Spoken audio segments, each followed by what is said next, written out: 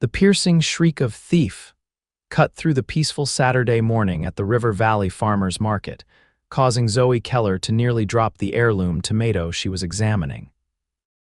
She spun around to witness a tall man with weathered skin and cold eyes towering over a petite woman at the adjacent stall, his finger jabbing accusingly at her. "I said $15 for the basket, not 12. Are you trying to steal from me?" The man's voice boomed, attracting unwanted attention from nearby shoppers. Zoe recognized the man immediately: Dale Crawford, her landlord. The same man who had accidentally walked in on her shower last week, who constantly found excuses to enter her apartment for inspections, and whose texts asking her out had become increasingly persistent despite her firm rejections. The woman cowering before Dale's tirade was elderly, her hands trembling as she fumbled with her purse. "I'm sorry, I thought you said 12. Zoe's blood boiled. Without thinking, she marched over, the designer heels she rarely wore clicking purposefully against the pavement. "That's enough, Dale." Dale turned, surprise flickering across his face before transforming into that smarmy smile he reserved for her. "Zoe, my favorite tenant, just handling a bit of business here. By publicly humiliating someone over $3. Zoe reached into her Hermes bag, a guilty splurge after her skincare company had sold for 8 figures last year, and pulled out a 20. "Here, keep the change and leave her alone." Dale's eyes narrowed as he snatched the bill. "Always the hero, aren't you? Maybe you should remember who controls your living situation before getting involved in my business." The threat hung in the air between them. Zoe had been looking for a new place, but the housing market in their small agricultural town of Riverbrook was tight, especially for someone who needed space for her new product development lab. "Everything okay here?" A deep, resonant voice interrupted their standoff. Zoe turned to see a broad-shouldered man with sun-kissed skin and eyes the color of rich soil. He wore a simple flannel shirt with the sleeves rolled up, revealing forearms corded with muscle. His presence alone seemed to change the atmosphere. "Daniel, perfect timing." Dale's demeanor shifted instantly. "Just a small misunderstanding with a customer." "Doesn't look small from where I'm standing," Daniel replied, his gaze shifting to Zoe. Something flickered in his expression: recognition, perhaps.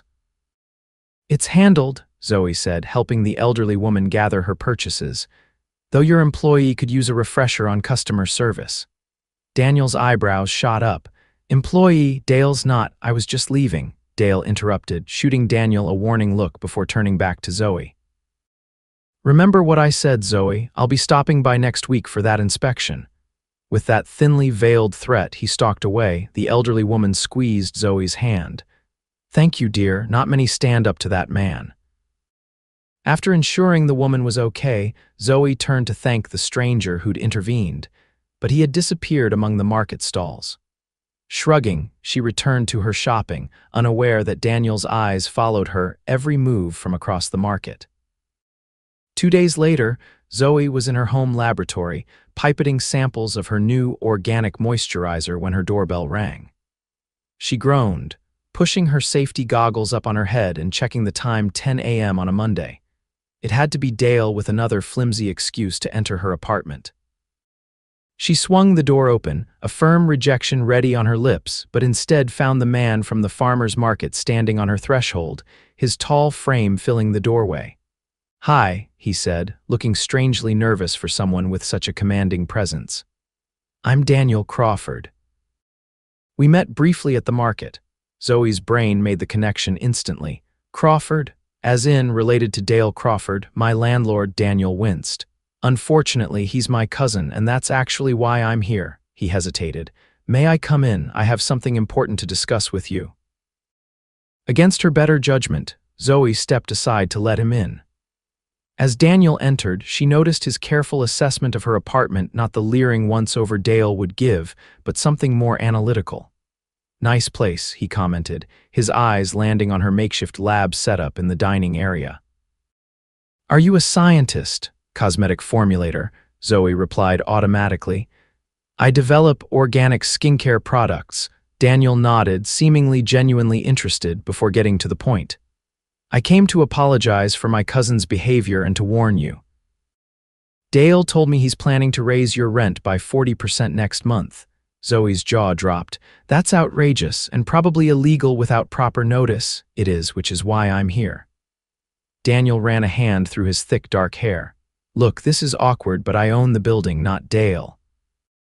He manages it for me while I run our family farm.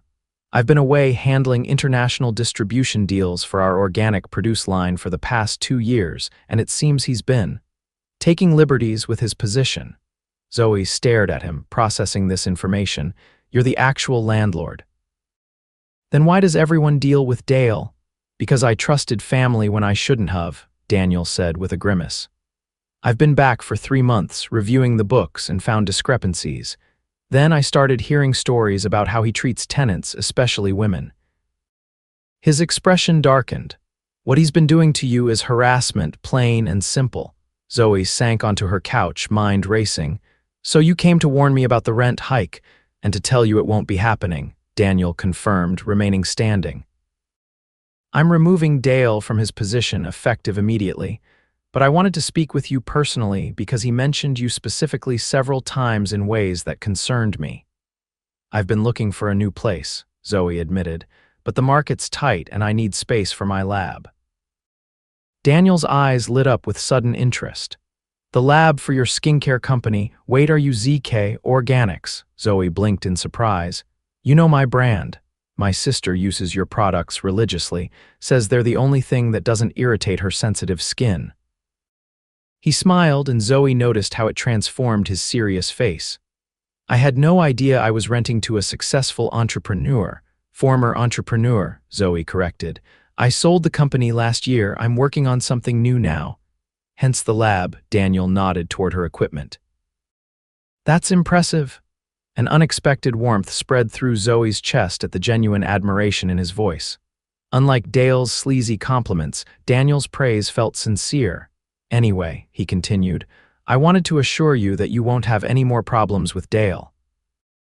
And if you'd like to discuss modifying your apartment to better accommodate your lab needs, I'm open to that conversation. Before Zoe could respond, her phone rang, her lawyer calling about a patent application. I'm sorry, I need to take this. Of course, Daniel headed toward the door. I've taken up enough of your time. Here's my card with my personal number. Call me if Dale gives you any more trouble or if you want to discuss those modifications. As he handed her his business card, their fingers brushed, and Zoe felt an unexpected jolt of electricity. Their eyes met for a moment before Daniel quickly withdrew his hand. Thank you for the warning, Zoe said, suddenly feeling oddly flustered. Thank you for standing up for Mrs. Benson at the market, Daniel replied. Not everyone would have done that. After he left, Zoe stared at his card, Daniel Crawford, Crawford Family Farms, Organic Agriculture and Distribution.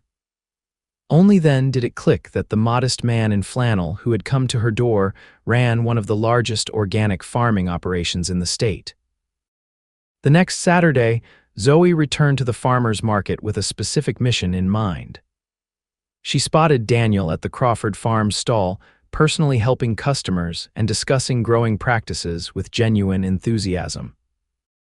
She hung back, observing him interact with people of all ages with the same respectful attention. When there was a lull, she approached the stall. So you actually work the market yourself? I thought Millionaire farm owners just sent their employees. Daniel looked up, surprise and pleasure crossing his face when he saw her. Zoe, good to see you. And I'm no millionaire. Your family farm supplies organic produce to 3 national grocery chains and has exclusive contracts with high-end restaurants across the country, Zoe interrupted with a knowing smile. I did my research after you left. A flush crept up Daniel's neck. The farm does well, he conceded. But this, he gestured to the market stall, this is where it all started. My grandfather sold vegetables from the back of his truck right here 40 years ago. I never want to lose touch with that. Something about his humility and connection to his roots struck Zoe. In the cutthroat beauty industry she'd come from, people flaunted their success at every opportunity. Besides, he continued, I'd be a hypocrite to preach about farm-to-table connections if I never actually talked to the people eating our food. He selected a perfect heirloom tomato and handed it to her. Try this, it's from our experimental greenhouse. Their fingers brushed again as she accepted the tomato, and this time Zoe was certain the spark wasn't imagined. Daniel's eyes held hers a moment longer than necessary. No charge for that one, he said softly. Consider it a peace offering from your landlord. Former harasser, current landlord, Zoe corrected with a small smile. How did the conversation with Dale go? Daniel's expression grew serious. Not well. He's family, so it's complicated, but he's no longer involved with the properties. I've hired a professional management company. He hesitated before adding, he also won't be at the market anymore. I discovered he's been overcharging vendors for their spaces and pocketing the difference. That explains a lot, Zoe mused. The elderly woman he was harassing, Mrs. Benson, she's been coming to this market for 20 years. What he did was inexcusable. A customer approached the stall and Daniel excused himself to help them. Zoe lingered, examining the produce while covertly watching him work. There was something captivating about his passion for farming, the way he spoke about soil conditions and growing seasons with the same intensity others discussed stock portfolios. When he returned, he surprised her by asking, "Would you like to see where that tomato was grown?" I could show you the greenhouse operation, might give you ideas for sourcing ingredients for your new skincare line. Zoe hesitated only briefly. I'd like that. When? How about tomorrow? Sunday is quieter at the farm. I could pick you up around 10. And just like that, Zoe had agreed to what felt suspiciously like a date with her landlord, though this one she was actually looking forward to. The following morning, Zoe dressed in practical jeans and boots, unsure what to expect from a farm tour. When Daniel arrived in a mud-splattered pickup truck, she was struck by the contrast between his working-class appearance and the knowledge that he ran a multi-million-dollar agricultural enterprise. "Sorry about the truck," he said as he opened the passenger door for her. "I thought about bringing the Tesla, but it doesn't do well on the farm roads," Zoe laughed. "You have a Tesla too, such a cliché millionaire move." "It's electric and has a low carbon footprint," Daniel defended, though his eyes crinkled with amusement. "And I told you I'm not a millionaire." "Right," Zoe rolled her eyes good-naturedly as she climbed in. The drive to Crawford Farms took them through picturesque countryside, and Daniel pointed out landmarks and shared stories about growing up in the area. Zoe found herself relaxing in his company, their conversation flowing easily from business to personal interests. "So why did you sell your company?" Daniel asked as they turned onto a private road lined with apple trees. "It was time," Zoe replied, gazing out at the orderly rows of trees. "I built ZK, organics from my kitchen counter to an 8-figure valuation in 5 years. The acquisition offer came at the right moment. I was burning out and needed a change." 8 figures, Daniel whistled low. "Now who's being modest about their success?" Zoe shrugged. "Money was never the goal. I started making my own products because I couldn't find anything that worked for my skin problems. Turned out a lot of other people had the same issues. That's how the best businesses start, solving a real problem." Daniel slowed the truck as they approached a sprawling property with several large greenhouses glinting in the sunshine. Beyond them stood a charming farmhouse surrounded by gardens, and in the distance, fields stretched to the horizon. "Welcome to Crawford Farms." The tour began with the high-tech greenhouses, where Daniel explained their sustainable growing practices with obvious pride. Zoe was impressed by the sophisticated systems that minimized water usage while maximizing yield. "We use recaptured rainwater and solar power," Daniel explained, showing her the control panels that monitored every aspect of the growing environment. "Our goal is carbon-neutral farming within 3 years." "That's ambitious," Zoe noted, "and expensive." "Worth every penny," Daniel replied without hesitation. "What good is profit if we're destroying the soil and water that make it possible?" They moved on to the processing facility where workers sorted and packaged produce. Daniel greeted each employee by name, asking about families and personal projects. It was clear they respected him deeply. "You're different from most businessmen I've met," Zoe observed as they walked between buildings. "How so?" "You seem to genuinely care about the land, your employees, the quality of what you produce. It's not just about the bottom line for you." Daniel stopped walking and turned to her, his expression serious. "My grandfather taught me that wealth isn't measured in bank accounts, but in the health of your soil and the strength of your community. Everything else follows from that." Something shifted in Zoe's perception of him in that moment. Beyond his physical attractiveness, beyond his business success, she glimpsed a depth of character that drew her powerfully. The tour concluded at the farmhouse, where Daniel had prepared lunch using ingredients from the farm. They ate on the wide porch overlooking the property, and Zoe found herself sharing more about her new business concept, a line of skincare products using agricultural waste products that typically got discarded. "Wait," Daniel said, setting down his fork.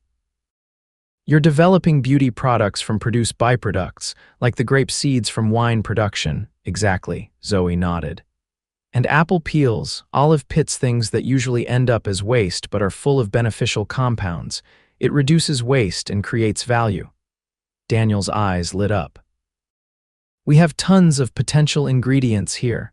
The outer leaves of cabbage, carrot tops, even the whey from the small dairy operation we're starting, all packed with nutrients." "Are you offering me a partnership, Mr. Crawford?" Zoe teased, though her mind was already racing with possibilities. "I'm offering you whatever you need," he replied, his voice dropping to a more serious tone that sent a pleasant shiver through her. "Resources, space, knowledge. Your concept aligns perfectly with our sustainability mission."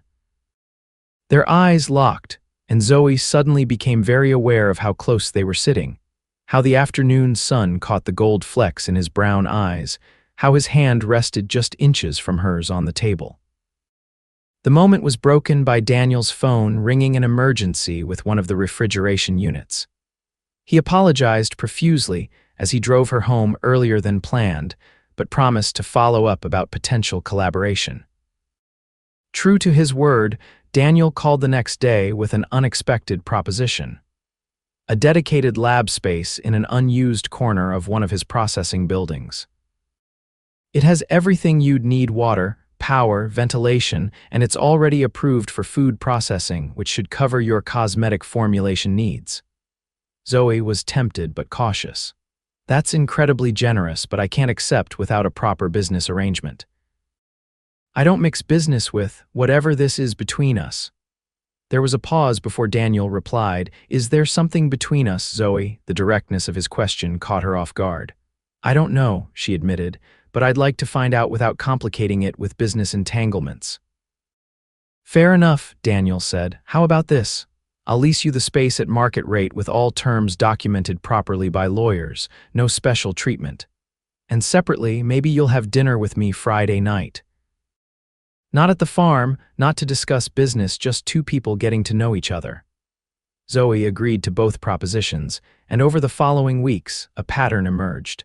By day, she worked in her new lab space at Crawford Farms, developing formulations using agricultural byproducts. In the evenings and on weekends, she and Daniel explored their growing attraction through dinners, hikes, and long conversations on his farmhouse porch. They discovered shared values beneath their different backgrounds: Zoe's urban upbringing versus Daniel's rural roots, her science education against his business degree. Both had built successful companies through innovation and ethical practices. Both valued sustainability and authenticity. 3 months into their relationship, as summer turned to autumn, Daniel invited Zoe to the farm for a special harvest dinner. When she arrived, she found the barn transformed with twinkling lights and tables set with wildflowers and heirloom vegetables. "What's all this?" she asked, taking in the beautifully arranged space. "Our first harvest celebration since I took over management from my father," Daniel explained. "It's a tradition to thank everyone who contributes to the farm's success." He took her hand. "And I wanted you here because you've become an important part of this place, and of my life." The evening was magical farm-to-table food prepared by a renowned chef, live music from local musicians, and heartfelt speeches acknowledging the hard work of employees and partners. Zoe watched Daniel in his element, respected and beloved by his community, and realized she was falling deeply in love with him. Later, as they walked through the moonlit apple orchard, Daniel stopped beneath a gnarled old tree. "My grandfather planted this tree the year he bought this land," he said, his voice soft in the darkness. He had nothing but determination and a belief that if he worked with nature instead of against it, good things would grow. He turned to face Zoe, taking both her hands in his. "These past months with you have felt like that natural right, something good growing from unexpected beginnings." Zoe's heart raced as Daniel continued, "I know it hasn't been long, but I've never been more certain of anything. I love you, Zoe. Your brilliance, your courage, your compassion, everything about you. I love you too," she whispered, the words coming easily because they were true. "I never expected to find this when I confronted Dale at the market that day," Daniel laughed softly. "Thank goodness for my terrible cousin's awful behavior then." His expression grew more serious. "I'm not asking for any commitments now we have time, I just needed you to know how I feel." But as winter settled over the farm, their relationship deepened beyond either's expectations. Zoe's new product line, branded Harvest Beauty, prepared for launch with Crawford Farms as its exclusive agricultural partner. She found herself spending more nights at the farmhouse than at her apartment, her lab coat hanging next to his farm jacket in the mudroom, her sophisticated skincare products sharing bathroom space with his simple soap and shaving cream. One snowy evening in December, as they sat before the fireplace reviewing their respective business plans for the new year, Daniel suddenly set aside his laptop. "Move in with me," he said without preamble. "Officially, not just the 3 or 4 nights a week you're already here." Zoe looked up from her spreadsheets, surprised by the timing rather than the request itself. "Are you sure? We've only been together 6 months." "I've never been more sure of anything," Daniel replied, taking her hands. "I love waking up with you, working alongside you, planning and dreaming with you. The farm feels more alive with you here. I feel more alive with you here." Zoe thought about her apartment in town, how it had become little more than a storage space for clothes she rarely wore anymore. How her heart quickened each time she drove through the gates of Crawford Farms, how right it felt to be with Daniel. "Yes," she said simply, "but I have conditions." Daniel raised an eyebrow. "Such as?" "I pay my share of expenses," Zoe stated firmly. "And I want a proper workspace in the house for days. I don't need the full lab." And she hesitated before adding softly, "I want to know this is heading somewhere permanent. I'm not looking for a temporary arrangement." Daniel's face broke into a wide smile. "I can agree to the first 2 easily enough." He reached into his pocket and pulled out a small velvet box. "As for the third," Zoe's breath caught as he opened the box to reveal a stunning antique ring with an emerald surrounded by tiny diamonds. "This was my grandmother's," Daniel explained, his voice thick with emotion. "The emerald is the same color as new spring growth, a promise of what's to come. I was planning to wait until Christmas, but now seems perfect." He slid from the couch to one knee before her. "Zoe Keller, brilliant formulator, defender of the elderly at farmers' markets. Love of my life, will you marry me?" Tears filled Zoe's eyes as she nodded. "Yes, absolutely yes." As Daniel slipped the ring onto her finger, she marveled at the journey that had brought them here, from a confrontation at a market stall to this moment of perfect certainty. She had gone from fighting her landlord's harassment to finding her heart's home with a man whose wealth was measured in more than money, in the richness of the land he tended, the community he supported, and now, the love they shared. Their wedding the following spring became the social event of the season in Riverbrook. Held on the farm during peak bloom, with apple blossoms creating a natural canopy over the ceremony site, it united 2 people who had found each other through an unlikely confrontation. Mrs. Benson, the elderly woman from the market, was given a place of honor, Daniel jokingly thanking her during his toast for being undercharged by my cousin, and creating the perfect opportunity for me to meet my wife. Dale was notably absent, having moved to the city after being removed from his management position. But the rest of Daniel's family embraced Zoe warmly, especially when they learned her Harvest Beauty line had secured major distribution deals that would bring more visibility to Crawford Farm's sustainable practices. 1 year after their wedding, Zoe stood in the same apple orchard where Daniel had first told her he loved her, watching him install a small swing on the gnarled old tree his grandfather had planted. "Is it sturdy enough?" she asked, resting her hands on her swollen belly. "It's very old." "Like all good things on this farm, it's stronger than it looks," Daniel replied, testing the ropes. "Perfect for our little one to swing under when she's old enough." Zoe smiled, thinking about the daughter they would welcome in just a few months. "I never imagined this life for myself, you know." Corporate success, yes, financial independence, certainly. But this, she gestured to the farm around them, to the life they'd built together, this kind of happiness wasn't in my business plan. Daniel stepped down from the ladder and placed his hand over hers on her belly, feeling the baby kick against his palm. "The best harvests are often the unexpected ones," he said, kissing her softly. "And you, Zoe Crawford, are the most beautiful thing I've ever grown on this farm." As they walked hand in hand back to the farmhouse that had become their home, Zoe reflected on the strange twist of fate that had led her to confront a harassing landlord at a farmer's market, and in doing so, find the love of her life. Sometimes, she thought, the most precious things grow from the most unlikely seeds. You just need to be brave enough to plant them.